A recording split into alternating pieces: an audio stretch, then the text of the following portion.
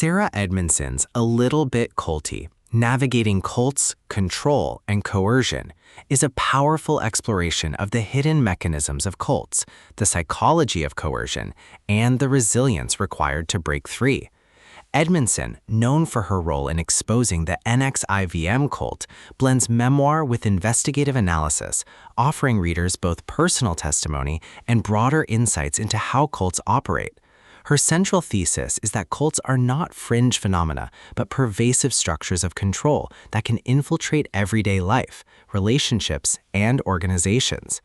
The book begins with Edmondson's own story of involvement in NXIVM, a self-help organization that promised empowerment but devolved into manipulation, abuse, and exploitation.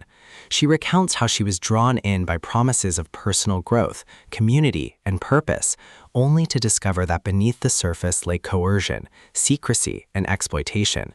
Her honesty about vulnerability, how intelligent, well-meaning people can be recruited, sets the stage for her broader exploration of cult dynamics. A major theme is the psychology of coercion. Edmondson explains how cults use techniques such as love bombing, isolation, and gradual escalation to entrap members. Love bombing creates a sense of belonging and validation, while isolation cuts members off from outside perspectives. Gradual escalation normalizes increasingly extreme demands, making it difficult to recognize abuse until deeply entrenched. She emphasizes that these techniques are not unique to cults, but can appear in toxic relationships, workplaces, or communities. Another theme is the blurred boundaries of cults. Edmondson argues that cults are not always obvious. They may present as self-help groups, spiritual movements, or professional organizations.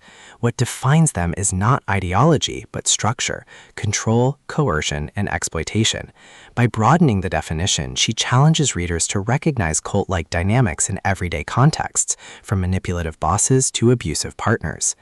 The book also explores the impact of cult involvement. Edmondson describes the psychological toll, shame, confusion, and trauma that lingers even after leaving. She explains how cults distort identity, convincing members that their worth depends on obedience. Recovery requires reclaiming autonomy, rebuilding trust, and confronting painful truths. Edmondson shares her own healing journey, including therapy, community support, and storytelling, illustrating that recovery is possible but challenging. Storytelling is central to Edmondson's approach. She shares not only her own experiences, but also those of others who escaped cults. These stories validate survivors, dismantle stereotypes, and reveal the diversity of cult experiences. By amplifying survivor voices, Edmondson creates solidarity and raises awareness. The book also addresses the cultural fascination with cults. Edmondson critiques how media often sensationalizes cults, focusing on scandal rather than understanding. She insists that real awareness requires empathy and education, not voyeurism. By humanizing survivors and explaining coercion, she reframes the conversation from spectacle to understanding. Faith and spirituality are also examined. Edmondson acknowledges that many cults exploit spiritual longing, offering meaning and transcendence while manipulating followers. She warns against confusing genuine spirituality with coercive structures, encouraging readers to seek faith that fosters freedom rather than control.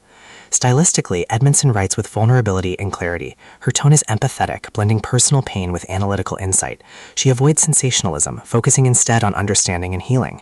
Her honesty about her own mistakes and vulnerabilities makes the book relatable, while her courage in exposing abuse makes it inspiring. Ultimately, A Little Bit Culty is both a memoir and a guide. It teaches that cults thrive not because people are foolish, but because they exploit universal human needs, belonging, purpose, and growth. Edmondson's message is clear. Awareness is the first step to protection, and storytelling is the path to healing.